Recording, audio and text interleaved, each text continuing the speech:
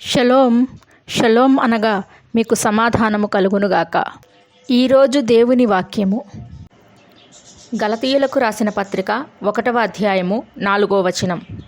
మన తండ్రి అయిన దేవుని చిత్త ప్రకారము క్రీస్తు మనలను ప్రస్తుతపు దుష్టకాలములో నుండి విమోచింపవలెనని మన పాపముల నిమిత్తము తన్ను తాను అప్పగించుకొనెను.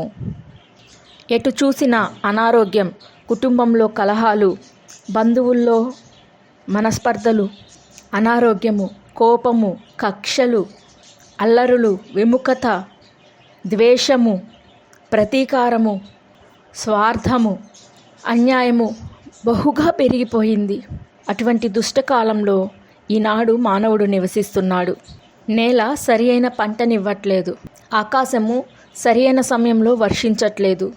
ఎండల తీవ్రతకు మానవుడు తట్టుకోలేకపోతున్నాడు. ప్రకృతిలో విపత్తులు ఎన్ని రకాలుగా మానవుడు ఇబ్బంది పడుతున్నాడో.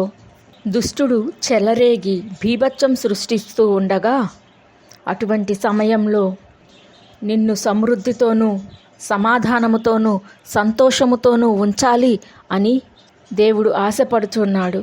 కాబట్టే క్రీస్తును ఈ లోకంలోనికి పంపించాడు.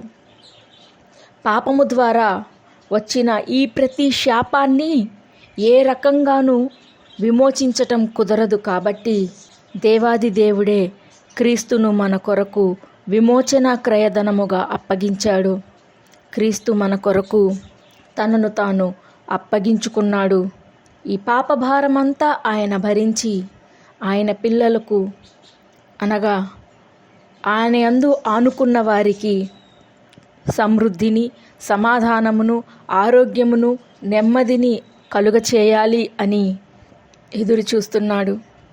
దేవా, ప్రస్తుతపు ఈ దుష్టకాలంలో నుంచి విడుదల పొందుటకు నీవిచ్చు ఆశీర్వాదమును సమృద్ధిగా అనుభవించుటకు సహాయము దయచేయమని యేసు శక్తి కలిగిన నామమున అడిగి వేడుకొంచున్నాను తండ్రి. ఆమెన్.